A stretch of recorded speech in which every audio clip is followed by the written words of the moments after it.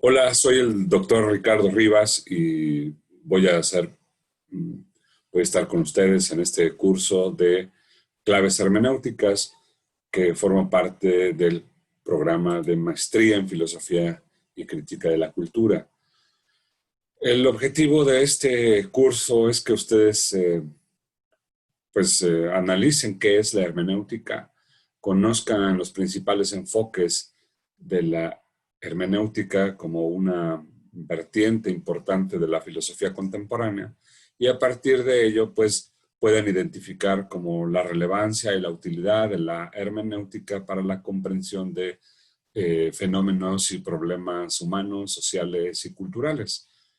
Entonces, bueno, todos los profesores dicen que su materia es importante, y estoy de acuerdo, pero esta materia sirve de base precisamente para tener como elementos metodológicos que atravesarán todo el plan de estudios, todo su plan de estudios y que, bueno, pues está ligada a otras materias como eh, lenguaje y cultura, epistemología y cultura, sí, principalmente.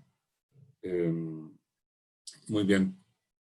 Pues les he hecho llegar ya el programa del curso con la calendarización de las actividades. En realidad son actividades de aprendizaje cuyo objetivo es focalizar la atención en conceptos importantes, en generar reflexión en ustedes, provocar interrogantes, ¿sí?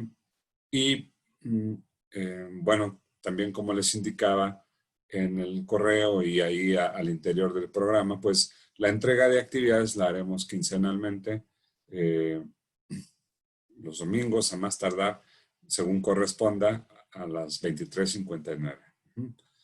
Ok, pues a manera de introducción quiero comentarles también para como antecedente a la lectura sobre la hermenéutica de Mauricio Ferraris, eh, quisiera comentarles, para ponerles un poco en contexto, que la hermenéutica filosófica como tal, definida así, pues es relativamente reciente, ¿no? Como disciplina surge en el mm, romanticismo, cuando los teólogos protestantes utilizaron eh, pues un método para acercarse a los textos bíblicos.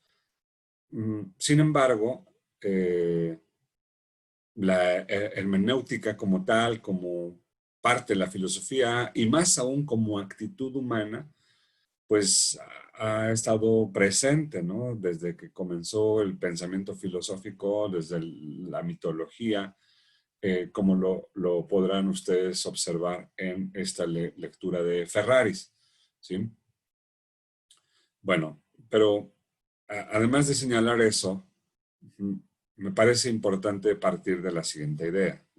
La filosofía, por definición, ha sido este enorme campo del conocimiento, enorme campo del saber que está preocupado por las causas, los principios últimos que fundamentan la realidad, las explicaciones eh, trascendentes, globales, acerca del hombre, del mundo, de Dios. Y tradicionalmente se había entendido la filosofía como un saber puro, absoluto, incondicionado, ¿sí? Pero han sido los filósofos contemporáneos los que han hecho ver que todo conocimiento viene precedido de un interés, que no hay un conocimiento que sea desinteresado, axiológicamente neutral, desvinculado de la realidad, ¿no? Y eso ha obligado a que la filosofía pues se redefina, se revise a sí misma, eh, revisa sus pretensiones, sus propias condiciones de posibilidad, eh,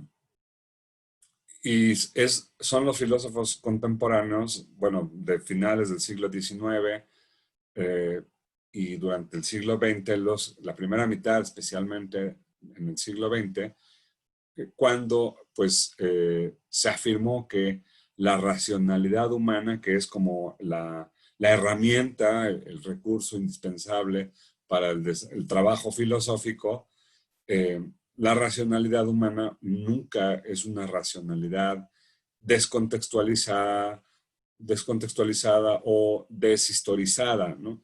Nuestra racionalidad siempre es una racionalidad situada en el tiempo, en el espacio, bajo unas coordenadas, bajo o dentro de un marco contextual concreto.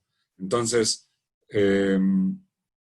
precisamente será en la filosofía contemporánea, en el siglo XIX, ya desde el siglo XIX, cuando se comienza a problematizar acerca de la racionalidad humana y pues se demuestra argumentativamente que efectivamente nuestra razón no es una razón desvinculada de la realidad concreta, como si tuviera la visión de Dios que pudiera observar desde arriba el panorama completo de la realidad. No, pues la razón sí tiene la capacidad de abstracción, tiene capacidad de universalización y sin embargo está enraizada en, como les decía, factores históricos concretos eh, que hacen que opere, que nuestra racionalidad opere precisamente sobre esa base, ¿sí?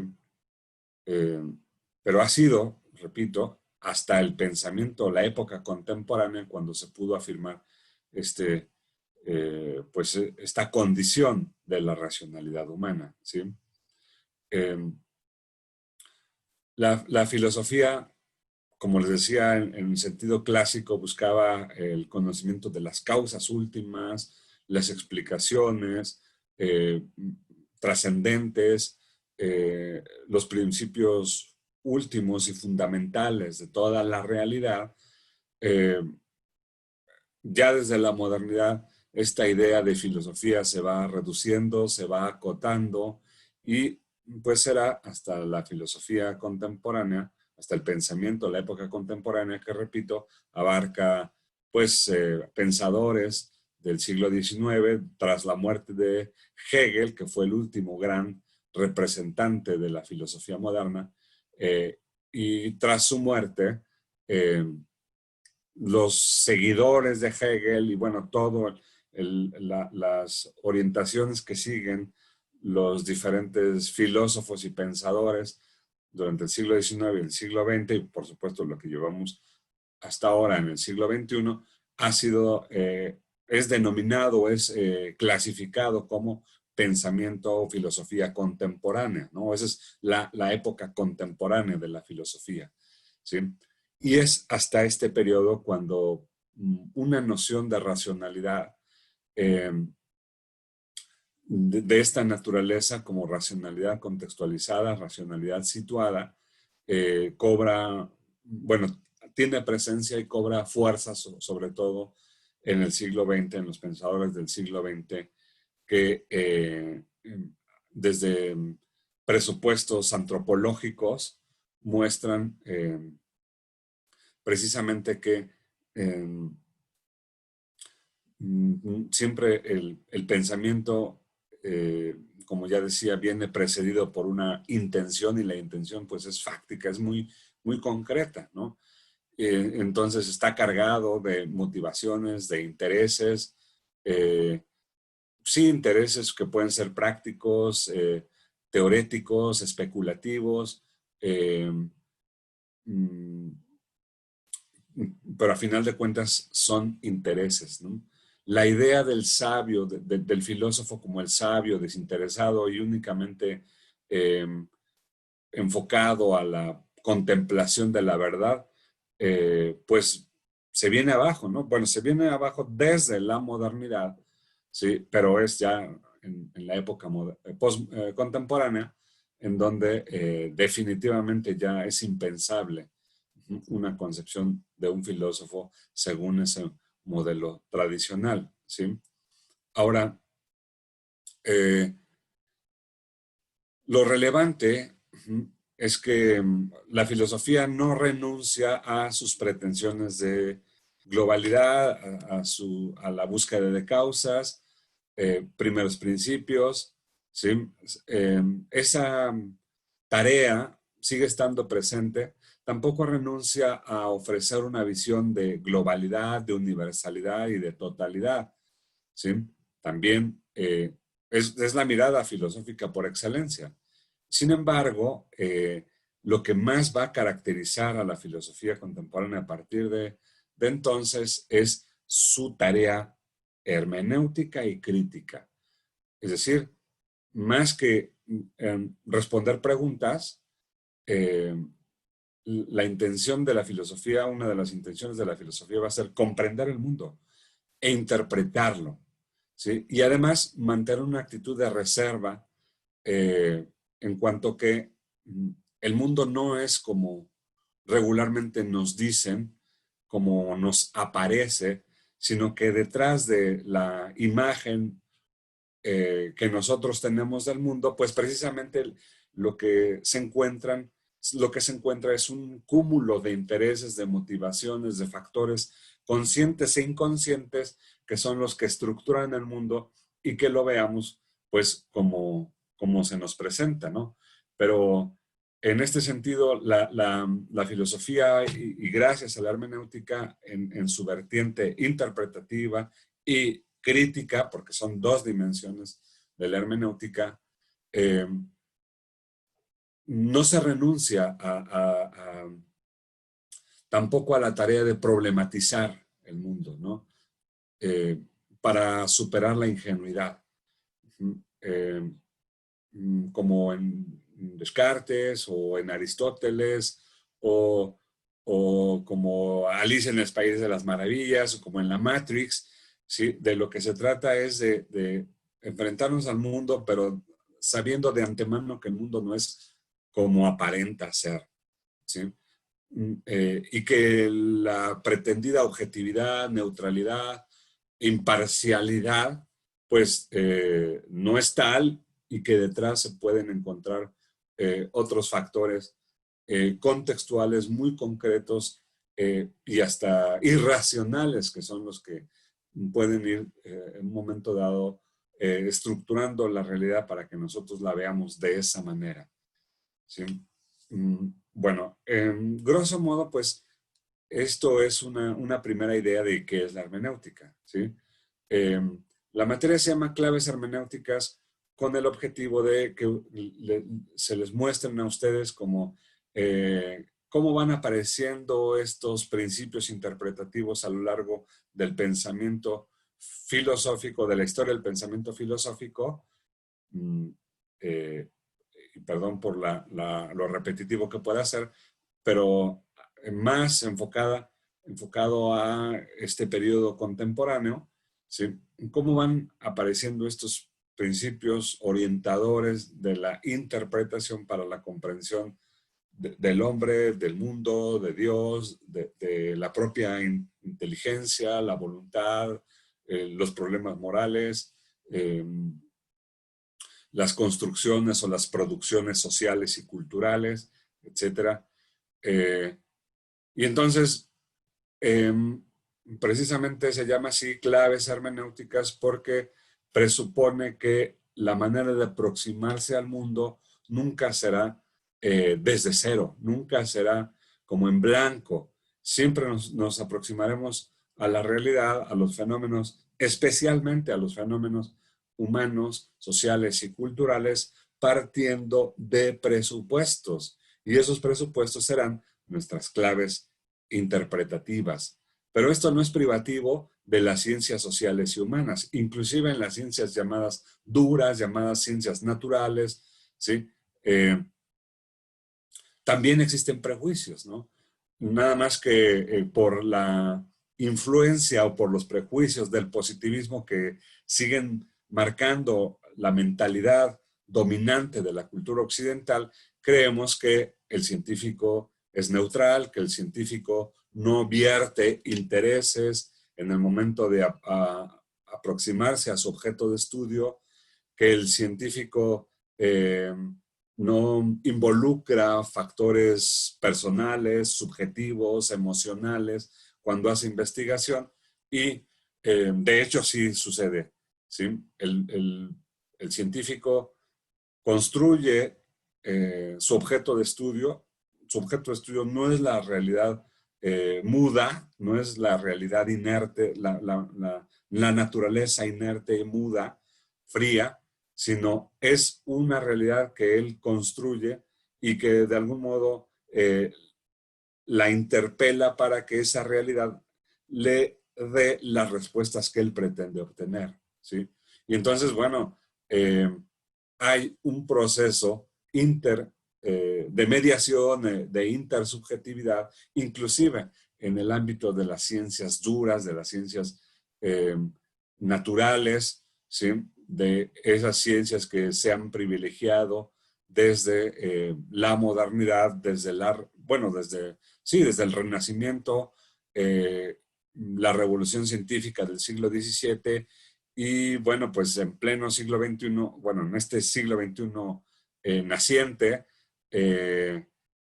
no es la excepción. Han dominado el horizonte cultural, reforzado también por intereses económicos, políticos, ideológicos, eh, pero esta manera de ver el mundo pues ha dominado eh, en nuestra cultura occidental y bueno, pues en este curso veremos que, pues sí, analizaremos nuestra racionalidad a partir de lo que los autores nos plantean y veremos cómo la hermenéutica no solamente es una herramienta metodológica para los filósofos, sino que de hecho es un rasgo constitutivo de nuestra propia personalidad. O sea, por definición somos seres hermenéuticos o nuestra racionalidad es una racionalidad interpretativa porque nunca partiremos de un cero absoluto, ¿sí? En contra de lo que pensaban los positivistas y los cientificistas, ¿sí? De la modernidad. Eh, y bueno, pues sí, la materia es relevante porque nos ayudará, repito, también como un eje que cruzará nuestro plan de estudios que coincidirá con otros cursos dentro de su currícula, pero también, pues, espero que sea muy esclarecedora en este sentido, en cuanto que nos ayude a entender que eh, eh, si ni siquiera los fenómenos de la naturaleza pueden estar exentos de factores subjetivos o interpretativos, porque a final de cuentas la ciencia la hacemos los seres humanos o la hacen los científicos, los seres humanos, no la hace la naturaleza y en tanto que es un producto humano la ciencia, pues no está exenta de factores subjetivos, humanos, ¿no? Bueno, si eso lo podremos afirmar respecto a las ciencias naturales duras, con toda razón tendremos que considerarlo en el momento en el que abordemos ciencias sociales y humanas. En el momento en el que nos pongamos frente a fenómenos o problemas humanos, sociales y culturales, ¿sí?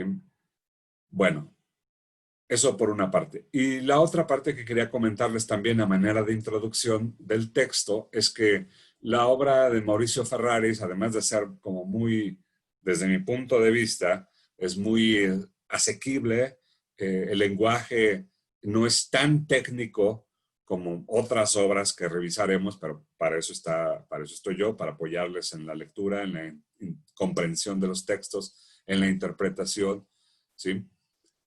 Pero esta primera lectura de Ferraris es asequible y pretende ser como una pequeña introducción a la hermenéutica desde la historia, ¿no? Es al mismo tiempo una pequeña historia de la hermenéutica y una introducción a la tarea de la hermenéutica, que es, por definición, como el mismo concepto lo dice, una tarea interpretativa, ¿sí? Veremos cómo se entendía a lo largo de la historia del pensamiento. Claro, es una brevísima historia, ¿sí? Pero creo que es muy esclarecedora. Cómo se entendía la noción de interpretar, la tarea de interpretar, ¿sí? Eh, cómo fue transformándose hasta llegar a la época contemporánea y con los, primero con los teólogos protestantes en la época del romanticismo, después ya con Wilhelm Dilthey, eh, la fenomenología, una corriente muy importante para la hermenéutica, aunque aparentemente serían dos posturas filosóficas o dos corrientes filosóficas antagónicas. De hecho, la hermenéutica emana de la fenomenología, ¿sí? Como lo veremos con los filósofos contemporáneos como Heidegger y Gadamer, y el mismo Edmund Husserl, que es el fundador de la fenomenología, ¿sí? Pero es ahí ya donde termina por definirse, por depurarse el concepto de hermenéutica filosófica, y es asumido en el pensamiento contemporáneo más reciente ya como un modelo eh, ineludible en el momento de pensar el mundo, de pensar al hombre, de pensar a la sociedad, de pensar las producciones culturales a lo largo del tiempo, y no solamente para el tiempo contemporáneo, sino de hecho también se aplica para el análisis de cuestiones históricas, cuestiones pasadas, ¿sí? La hermenéutica se convierte en un recurso indispensable. Bueno, pues a manera de introducción, las anteriores ideas, tanto al curso y a la primera lectura. Como les había señalado en el programa y en el correo, pues estaré disponible para asesorías los días jueves de 6 a 8, previa programación, previa solicitud para organizarnos, para resolver dudas, y será pues a través de la modalidad de videoconferencia. Precisamente podemos aprovechar la herramienta de Teams, la herramienta de sesiones, ¿no? De videoconferencias, ¿sí? Para poder interactuar de manera remota. Pues espero que esta pequeña introducción sea de utilidad para lo que venga, para la primera aproximación a la lectura, que no les sea tan abrupta esa lectura, y pues estoy a sus órdenes por los diferentes medios de contacto. Ya saben, mi correo, el correo personal y el correo institucional, ¿sí? O también por los chats de Teams, me llegan las comunicaciones a mi correo y a mi teléfono. Entonces, pues cualquier duda estoy a sus órdenes, y pues quedo al pendiente de cualquier comentario, de cualquier observación. Espero que tengan una muy buena semana y que sea muy productiva, y que esta materia y las demás de su primer semestre, las demás materias que están cursando de la maestría, pues sean de mucho interés, que sean muy provocadoras, que sean, que les inciten a la reflexión, precisamente porque esa es la tarea de la filosofía. Pues que tengan muy buena semana y me despido por el momento.